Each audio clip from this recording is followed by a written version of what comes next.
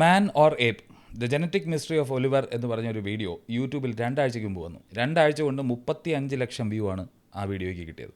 ഇംഗ്ലീഷിൽ ഒരു ഡോക്യുമെൻ്ററി സ്റ്റൈലിൽ ചെയ്ത ഒലിവർ എന്ന് പറഞ്ഞ ഹ്യൂമാൻസി എന്ന് പലരും വിളിച്ചുകൊണ്ടിരുന്ന ഒരു ചിമ്പാൻസിയെ കുറിച്ചിട്ടുള്ള ഒരു വീഡിയോ ആണത്. അത് മനുഷ്യനാണോ അതോ ഒരു എയ്പ്പാണോ ആൾക്കുരങ്ങനാണോ എന്നുള്ളൊരു കാര്യത്തിനെ കുറിച്ചിട്ടാണ്. അപ്പോൾ പലർക്കും ഇത് കണ്ടതിന് ശേഷം സംശയം ചോദിച്ചിട്ട് ഇതിനെക്കുറിച്ച് കേട്ടിട്ടുണ്ടോ, എന്താണ് ഇതിൻ്റെ സത്യാവസ്ഥ എന്ന് ചോദിച്ചുകൊണ്ട് പലരും ഇൻസ്റ്റാഗ്രാമിലും അതുപോലെ പേഴ്സണൽ മെസ്സേജ് ആയിട്ടും ഒക്കെ അയച്ചിരുന്നു. അപ്പോൾ അതിനെക്കുറിച്ചിട്ടാണ് ഇന്ന് സംസാരിക്കാമെന്ന് പറയുന്നത്. ആരാണ് ഒലിവർ, അല്ലെങ്കിൽ എന്താണ് അത്, ചിമ്പാൻസിയാണോ മനുഷ്യനാണോ അതോ ഹൈബ്രിഡ് ആണോ എന്നുള്ളതിനെ കുറിച്ചിട്ടാണ് ഇന്ന് ഈ വീഡിയോയിൽ സംസാരിക്കാമെന്ന് വിചാരിക്കുന്നത്. ഒലിവറിൻ്റെ കഥ തുടങ്ങുന്നത് ആഫ്രിക്കയിൽ നിന്നാണ്. ആഫ്രിക്കയിൽ 1950 ജനിച്ച അവിടുന്ന് ഒരു 3 ചിമ്പാൻസി കുട്ടികളെ യു എസിലേക്ക് കൊണ്ടുവരുന്നു. യു എസിൽ കൊണ്ടുവരുന്നത് വേറൊന്നിനുമല്ല, പണ്ട് കാലങ്ങളിൽ നമുക്കറിയാമായിരുന്നു ഒരുപാട് ജീവികളെ പല പെർഫോമൻസുകൾക്കായിട്ട് ഉപയോഗിക്കുമായിരുന്നു. അപ്പോൾ അങ്ങനെ 3 ചിമ്പാൻസികളിൽ ഒരെണ്ണത്തിനെയാണ്, പ്രത്യേകിച്ച് ഫ്രാങ്ക് ബർഗർ എന്ന് പറഞ്ഞ ഒരാളും അതുപോലെ അദ്ദേഹത്തിൻ്റെ ഭാര്യ ജാനറ്റ് ബർഗറും, രണ്ടുപേരും ആനിമൽ ട്രെയിനേഴ്സായിരുന്നു. അവരാണ് ഇതിനെ യു എസിലേക്ക് കൊണ്ടുവന്നത്. യു എസിൽ കൊണ്ടുവന്ന് കഴിഞ്ഞപ്പോഴത്തേക്കും ഇവർ ശ്രദ്ധിച്ച ഒരു കാര്യമെന്ന് പറഞ്ഞു കഴിഞ്ഞാൽ ഇതിന് ബാക്കി ചിമ്പാൻസികളിൽ നിന്ന് ചില പ്രത്യേകതകളുണ്ട്. നമുക്കറിയാം മനുഷ്യനും ചിമ്പാൻസിയും വളരെ ക്ലോസ്ലി റിലേറ്റഡ് ആയിട്ടുള്ള, അല്ലെങ്കിൽ കസിൻസ് ആണ് എന്ന് പറയാം എവല്യൂഷണറി പെർസ്പെക്റ്റീവിൽ. അങ്ങനെ നോക്കുമ്പോൾ സാധാരണ ചിമ്പാൻസികളിൽ നിന്ന് വ്യത്യസ്തമായിട്ട് രോമ വളർച്ച വളരെയധികം കുറഞ്ഞ, മുഖം സാധാരണഗതിയിൽ നിങ്ങൾ ചിമ്പാൻസികളുടെ ശ്രദ്ധിച്ചിട്ടുണ്ടെങ്കിൽ മൂക്കിന് താഴോട്ടുള്ള ഭാഗം മുന്നോട്ട് തള്ളിയിരിക്കും, മസിൽ എന്ന് പറയുന്ന ഭാഗം, ആ ഭാഗം തള്ളിയിരിക്കുകയാണ് ചെയ്യുന്നത്. പക്ഷേ ഇത് സാധാരണ ചിമ്പാൻസികളെക്കാൾ കുറച്ചുകൂടെ അകത്തോട്ട്. ഏറ്റവും പ്രധാനപ്പെട്ട ഒരു കാര്യം എന്ന് പറഞ്ഞു കഴിഞ്ഞാൽ മനുഷ്യൻ കാണിക്കുന്ന ബിഹേവിയറിൽ ഏറ്റവും പ്രധാനപ്പെട്ട, മനുഷ്യൻ ഉൾപ്പെടെയുള്ള ഏപ്പുകളിൽ അല്ലെങ്കിൽ ആൾക്കുരങ്ങുകളിൽ ഉള്ള ഏറ്റവും വലിയ പ്രത്യേകത എന്ന് പറഞ്ഞു കഴിഞ്ഞാൽ ബൈപീഡലിസമാണ്, അല്ലെങ്കിൽ 2 കാലിലുള്ള നടത്തം. ഇത് വളരെ കൃത്യമായിട്ട് ചെയ്യുന്ന ഒരു ജീവി എന്നുള്ള രീതിയിൽ ഇത് പെട്ടെന്ന് തന്നെ ആളുകൾക്ക് ഇൻട്രസ്റ്റ് തോന്നിയിരുന്നു. ഈവൻ ട്രെയിനേഴ്സിനെ പോലും അവർ കൊണ്ടുവന്നതിനാണ് ട്രിക്കുകൾ പഠിപ്പിക്കാനാണ്, 2 കാലിൽ നിർത്തുക അല്ലെങ്കിൽ വളയം ചാടിക്കുക, ഇതുപോലെയുള്ള കാര്യങ്ങൾ ആനിമൽ സിനിമയുടെ ആവശ്യത്തിന് വേണ്ടിയിട്ടും പബ്ലിക് പെർഫോമൻസിൻ്റെ ഭാഗമായിട്ടും അന്ന് ഒരു 1970 സമയത്തൊക്കെ ഒരുപാട് ജീവികളെ ഉപയോഗിച്ചിട്ട് പല സ്റ്റണ്ടുകളും കാര്യങ്ങളും കാണിക്കുന്നുണ്ട്. അതിനാണ് കൊണ്ടുവന്നത്. പക്ഷേ ഇവർ ഇമ്മീഡിയറ്റ്ലി മനസ്സിലായി ഇത് സാധാരണ ചിമ്പാൻസികളെ പോലെയല്ല. അവർ അതിനു മുമ്പും ചിമ്പാൻസികളെ ട്രെയിൻ ചെയ്യിക്കുന്ന ആളുകളായിരുന്നു. ബാക്കി ചിമ്പാൻസികളെയൊക്കെ ഇപ്പോൾ 2 കാലിൽ എണീറ്റ് നിർത്തിയിട്ട് നടക്കാനായിട്ട് പ്രേരിപ്പിച്ചാൽ പോലും കുറച്ച് നേരം കഴിയുമ്പോൾ അവർ 2 കാലിലുള്ള നടത്തമൊക്കെ നിർത്തിയിട്ട് അവർ വീണ്ടും 4 കാലിൽ നടക്കും. ചിമ്പാൻസികൾ നടക്കുന്ന ആ നടത്തേക്ക് നമ്മൾ നക്കിൾ വാക്കിംഗ് എന്നാണ് പറയുന്നത്. അതായത് മുൻ കൈകളിലെ ഈ കൈമുട്ടുകൾ ഉപയോഗിച്ച് അവിടെ കുത്തി ആണ് നടക്കാറ്. അപ്പോൾ അങ്ങനെ നക്കിൾ വാക്കിംഗ് ചെയ്യുന്ന ഏപ്പുകളിൽ നിന്ന് വ്യത്യസ്തമായിരുന്നു ഈ ഒലിവർ എന്ന് പറഞ്ഞ പേരുള്ള ഈ ചിമ്പാൻസി. കുറച്ചുകൂടെ വലുതായി, ഒരു 10-16 വയസ്സൊക്കെ ആയി. അപ്പോൾ ഇവർ ഒബ്സർവ് ചെയ്ത ഒരു കാര്യം എന്ന് പറഞ്ഞു കഴിഞ്ഞാൽ ഇതിന് ബാക്കിയുള്ള ചിമ്പാൻസികളുമായിട്ട് മിങ്കിൾ ചെയ്യുന്നതിനേക്കാൾ കൂടുതൽ മനുഷ്യരുമായിട്ട് ബിഹേവ് ചെയ്യാനും അതുപോലെ തന്നെ മനുഷ്യരുടെ ബിഹേവിയറുകൾ കണ്ട് ഒബ്സർവ് ചെയ്ത് അതിനെ ഇമിറ്റേറ്റ് ആണ് ടെൻഡൻസി. അല്ലാതെ ചിമ്പാൻസികൾ കളിക്കുന്ന കളികൾ കളിക്കാനോ അല്ലെങ്കിൽ ചിമ്പാൻസിയുടെ കൂട്ടത്തിൽ കൂടിയിട്ട് അവരുടെ കൂട്ടത്തുള്ളതിനേക്കാൾ ആ ചിമ്പാൻസികളുടെ കൂട്ടം അവരെ ഈ ഒലിവറിനെ കൂട്ടുന്നുമില്ലായിരുന്നു. അതിനേക്കാൾ കൂടുതൽ ഈ ട്രെയിനേഴ്സിൻ്റെ കൂടെ ടൈം സ്പെൻഡ് ചെയ്യാനും അവർ ചെയ്യുന്ന കാര്യങ്ങൾ ഒബ്സർവ് ചെയ്ത് ചെയ്യാനും ഒക്കെ ആയിരുന്നു ഈ ചിമ്പാൻസിക്ക് താല്പര്യം എന്ന് പറഞ്ഞു. ഇപ്പോൾ ഉദാഹരണത്തിന് ഫ്രാങ്ക് TV കാണാൻ വേണ്ടിയിട്ട് സോഫയിലിരുന്ന് TV കാണുന്ന സമയത്ത് ഫ്രാങ്കിനോടൊപ്പം ഇരുന്ന് സിഗാർ വലിക്കുന്ന സ്വഭാവമാണ് ഒലിവറിനുള്ളത്. അപ്പോൾ അതാണ് അതിൻ്റെ ഒരു നേച്ചർ എന്ന് പറയുന്നത്. മനുഷ്യൻ ചെയ്യുന്ന കാര്യങ്ങളൊക്കെ ഇമിറ്റേറ്റ് ചെയ്യാൻ ശ്രമിക്കുക. മാത്രമല്ല ഒലിവർ 2 കാലിൽ നടന്നു തുടങ്ങിയതിന് ശേഷം പിന്നെ 4 കാലിൽ നടന്നിട്ടേ ഇല്ല. ഇവിടെ നമ്മൾ മനസ്സിലാക്കേണ്ട ഒരു കാര്യമുണ്ട്. ചിമ്പാൻസികൾക്ക് അധികം നേരം 2 കാലിൽ നടക്കാനായിട്ടുള്ള അഡാപ്റ്റേഷൻ ഇല്ല. അത് അവരുടെ പെൽവിസിൻ്റെയും ഹിപ്പിൻ്റെയൊക്കെ ഷേപ്പ് തന്നെ 4 കാലിൽ നടക്കാൻ ഉള്ള പാകത്തിനുള്ളതാണെന്ന് പറയാം. പക്ഷേ ഒലിവറിന് അങ്ങനെ അല്ലായിരുന്നു എന്നുള്ളതാണ്. ഒലിവറിന് അപ്രൈറ്റായിട്ട് നിൽക്കാനും നടക്കാനും ഉള്ളൊരു കഴിവുള്ള ഒരു ചിമ്പാൻസി ആയിരുന്നു. അതെപ്പോഴും പ്രിഫർ ചെയ്തിരുന്നത് 2 കാലിൽ നടക്കാനാണ്. അപ്പോൾ ഏകദേശം ഒലിവറിൻ്റെ കാര്യങ്ങൾ മനസ്സിലായല്ലോ. ആ സമയത്ത് അവിടെ ഉണ്ടായിരുന്ന ഒരു സൈക്കോളജി പ്രൊഫസർ, അതുപോലെ തന്നെ ഇവരുടെ സുഹൃത്തായിട്ടുള്ള പിയാനിസ്റ്റ്, ഇങ്ങനെയുള്ള ഒരുപാട് പേര് വിചാരിച്ചിരുന്ന ഒരു കാര്യം എന്ന് പറഞ്ഞു കഴിഞ്ഞാൽ ഇത് ചിമ്പാൻസി അല്ല. ആഫ്രിക്കയിൽ എങ്ങനെയോ മനുഷ്യനുമായി ചേർന്ന് ഹൈബ്രിഡൈസ് ചെയ്യുക എന്ന് പറയുമ്പോൾ 2 സ്പീഷീസ് തമ്മിൽ ഇണചേർന്നുണ്ടായിട്ടുള്ള ഒരു ജീവിയാണിത് എന്നുള്ള ഒരു സ്പെക്കുലേഷൻ അവിടെ ഒരുപാട് പേർക്കുണ്ടായിരുന്നു. യു എസിൽ അറിയാലോ, പല കാര്യങ്ങൾക്കും അവിടെ കോൺസ്പിറസി തിയറിയും കാര്യങ്ങളൊക്കെ പെട്ടെന്ന് പടരുന്ന ഒരു നേച്ചറുള്ള ഒരു സ്ഥലമാണ് യു എസ്. അപ്പോൾ അതുകൊണ്ട് തന്നെ അവർക്കും ഭയങ്കര ഇൻട്രസ്റ്റ് ഉള്ള കാര്യമായിരുന്നു. എല്ലാവരും വന്ന് ഇതിനെ കാണാൻ വരും. പെട്ടെന്ന് ഇതിൻ്റെ പോപ്പുലാരിറ്റി കൂടി. ഫ്രാങ്ക് ഇതിനെയും കൊണ്ട് ജപ്പാനിലൊക്കെ പോകാനായിട്ടുള്ള ശ്രമം നടത്തി. പലരും ഇതിനെ വാങ്ങിക്കാനായിട്ട് ശ്രമിക്കുന്നു. അങ്ങനെ പെട്ടെന്ന് തന്നെ ഇതിനെ അറ്റൻഷൻ കിട്ടി എന്നുള്ളതാണ്. അപ്പോൾ ഇതിനെ വിളിച്ചുകൊണ്ടിരുന്ന പേരാണ് ഹ്യൂമാൻസി, അല്ലെങ്കിൽ ഹ്യൂമൻ ചിംപ് ഹൈബ്രിഡ് എന്നുള്ള രീതിയിൽ. ശരിക്കും അവിടെയുള്ളൊരു ചോദ്യം എന്ന് പറയുന്നത് ഇത് ശരിക്കും ഒരു ഹൈബ്രിഡ് ആണോ എന്നുള്ളതാണ്. അപ്പോൾ രണ്ട് സ്പീഷീസുകൾ തമ്മിൽ ഇണ ചേരാറുണ്ടോ എന്നുള്ളൊരു ചോദ്യം നോക്കണമല്ലോ. ബയോളജിക്കൽ വേൾഡിൽ നമ്മൾ അങ്ങനെ കാണാറുണ്ടോ? എന്നാലും ഉണ്ട് എന്നുള്ളതാണ് സത്യം. പല ജീവികളും രണ്ട് സ്പീഷീസുകൾ ഇണ ചേർന്നതായിട്ട് നമുക്കറിയാം.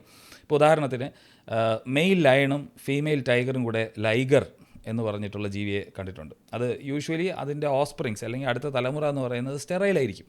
സിംഹത്തിനെയും അല്ലെങ്കിൽ കടുവയും രണ്ടിൻ്റെയും നേച്ചർ അല്ലാതെ അതിനേക്കാൾ വളരെ വലിപ്പം കൂടിയ സ്റ്റെറൈലായിട്ടുള്ളൊരു ജീവിയാണ് ലൈഗർ.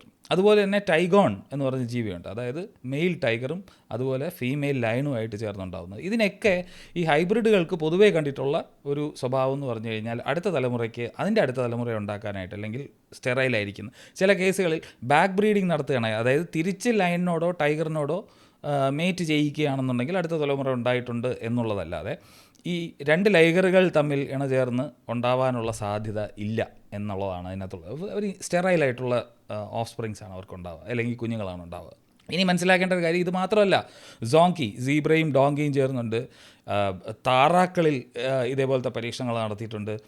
ക്യാമലും ലാമയും കാണാൻ വളരെ സിമിലർ ആയിട്ടുള്ള, ലാമ എന്ന് പറഞ്ഞു കഴിഞ്ഞാൽ മറ്റേ മെൽബോൺ നദി പോൽ എന്നുള്ള പാട്ടിനകത്തൊക്കെ കാണുന്ന ആ ഒരു ജീവി, ഒട്ടകത്തിനെ പോലിരിക്കും, കുറച്ച് കൂടെയൊക്കെയുള്ള സൈസ് കുറഞ്ഞ ജീവിയും ഒട്ടകവും ആയിട്ട് ഇണചേർന്നിട്ടുണ്ട്. ഇങ്ങനെ ധാരാളം ഹൈബ്രിഡുകളെ കുറിച്ചിട്ട് നമുക്കറിയാം. പക്ഷേ ഇങ്ങനെ ഒരു സാധ്യത ഉണ്ടോ ഇവിടെ എന്നുള്ളതാണ് മറ്റൊരു ചോദ്യം. അതായത് ചിമ്പാൻസിയും മനുഷ്യനും കൂടെ ഹൈബ്രിഡൈസ് ചെയ്യാനുള്ള സാധ്യതയുണ്ടോ? 1920 സമയത്തിലൊക്കെ സോവിയറ്റ് യൂണിയനിലും അതുപോലെ US-ലും ഒക്കെ പല സ്ഥലത്തും ഇതുപോലെയുള്ള ഹൈബ്രിഡൈസേഷൻ്റെ എക്സ്പെരിമെൻ്റ് വളരെ അണ്ണത്തിക്കലാണ്. ഇന്നത്തെ കാലത്ത് ചിന്തിക്കാൻ പോലും പറ്റില്ലെങ്കിലും അന്നത്തെ കാലത്ത് പലരും ഇതുപോലെയുള്ള എക്സ്പെരിമെൻറ്റുകൾ നടത്തി നോക്കിയിരുന്നു.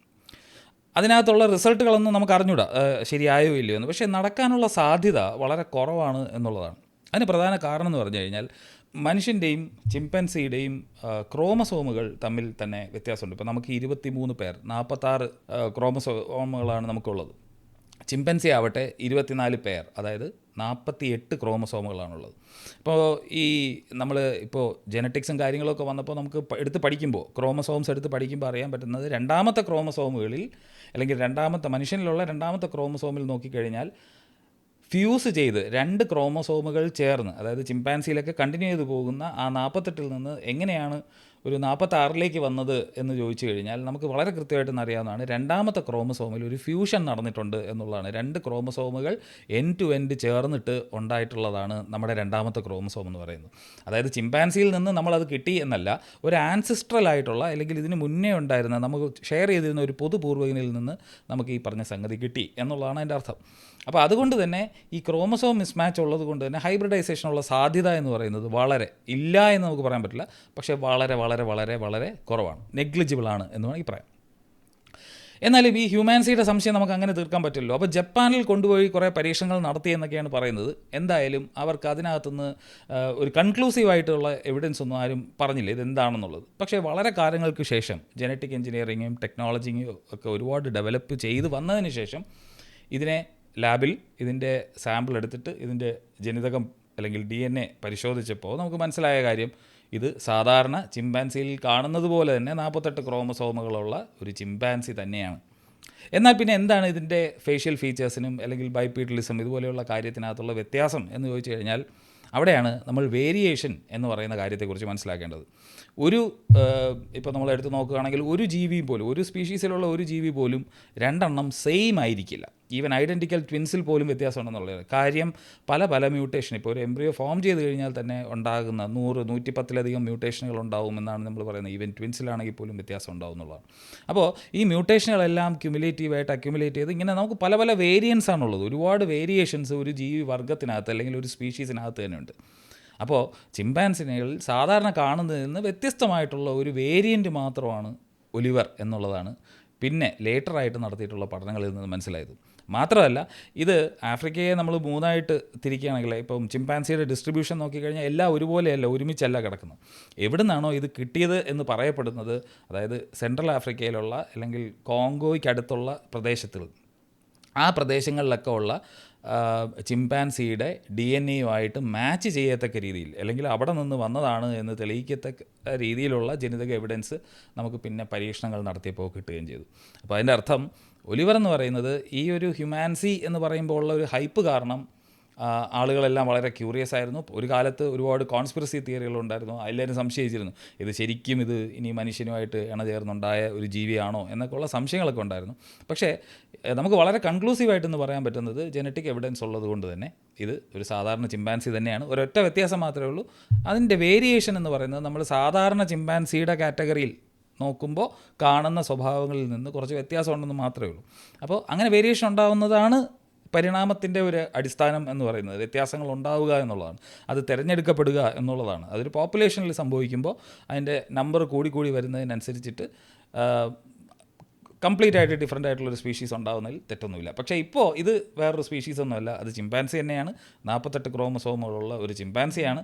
പിന്നെ ഇതിൻ്റെ ഒരു യുണീക്കായിട്ടുള്ള അഡാപ്റ്റേഷൻ എന്ന് പറഞ്ഞു കഴിഞ്ഞാൽ ആ 2 കാലിൽ നടക്കാനുള്ള ഒരു കഴിവും, അതുപോലെ തന്നെ ഫേഷ്യൽ ഫീച്ചേഴ്സ് ആയിട്ടുള്ള ഹെയറിനകത്തുള്ള കുറവും, അതുപോലെ തന്നെ ഫ്രണ്ടിലോട്ടുള്ള തള്ളലിനകത്തുള്ള ഒരു കുറവാണ്. അപ്പോൾ അത് കാണാനായിട്ട് പലരും ഒരു മനുഷ്യൻ്റെ ഹൈബ്രിഡ് ആണെന്നൊക്കെ തോന്നിപ്പോകുന്നതിൻ്റെ ഒരു പ്രധാന കാരണം അതാണ്. ഇപ്പോൾ ഇത്രയാണ് ഇതിനകത്ത് പറയാനുള്ളത്.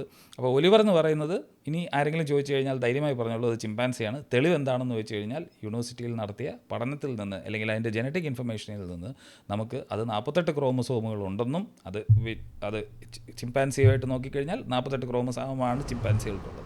അതേപോലെ തന്നെ 48 ക്രോമസോമുകളുള്ള ഒരു ജീവിയാണ് എന്നും അത് വന്നിരിക്കുന്ന സ്ഥലം എന്ന് പറയുന്നത് എവിടെ നിന്നാണോ അതിനെ കൊണ്ടുവന്നു എന്ന് പറഞ്ഞത്, അതായത് ആഫ്രിക്കയുടെ ഏത് ഭാഗത്തു നിന്നാണോ കൊണ്ടുവന്നു എന്ന് പറയുന്നത് അവിടുത്തെ ചിമ്പൻസികളുമായിട്ട് ജനിതക സാമ്യമുണ്ട് എന്നും കൂടെ നമ്മൾ കണ്ടെത്തിയിട്ടുണ്ട്. അപ്പോൾ ഇത്രയാണ് ഇന്ന് പറയാനുള്ളത്. തുടർന്ന് ഇതുപോലെയുള്ള ഇൻട്രസ്റ്റിംഗ് ആയിട്ടുള്ള വിഷയങ്ങൾ കേൾക്കാൻ താല്പര്യമുണ്ടെങ്കിൽ തീർച്ചയായിട്ടും നിങ്ങൾ ലൂസി സബ്സ്ക്രൈബ് ചെയ്യുക. നിങ്ങൾ ലൈക്കും കമൻറ്റും ചെയ്യുകയാണെന്നുണ്ടെങ്കിൽ ഇത് കൂടുതൽ ആളുകളിലേക്ക് എത്താൻ സഹായകരമാവും. ചില സാങ്കേതിക കാരണങ്ങളാൽ ഒരു 1-2 ആഴ്ചയായിട്ട് എനിക്ക് വീഡിയോ ചെയ്യാനായിട്ടുള്ള ബുദ്ധിമുട്ടുണ്ടായിരുന്നു. തുടർന്ന് ഇനി അങ്ങോട്ട് റെഗുലറായിട്ട് വീഡിയോ ചെയ്യാമെന്നാണ് വിചാരിക്കുന്നത്. അപ്പോൾ മറ്റൊരു ഇൻട്രസ്റ്റിംഗ് ആയിട്ടുള്ള എപ്പിസോഡുമായിട്ട് കാണാം. അതുവരെ ബൈ.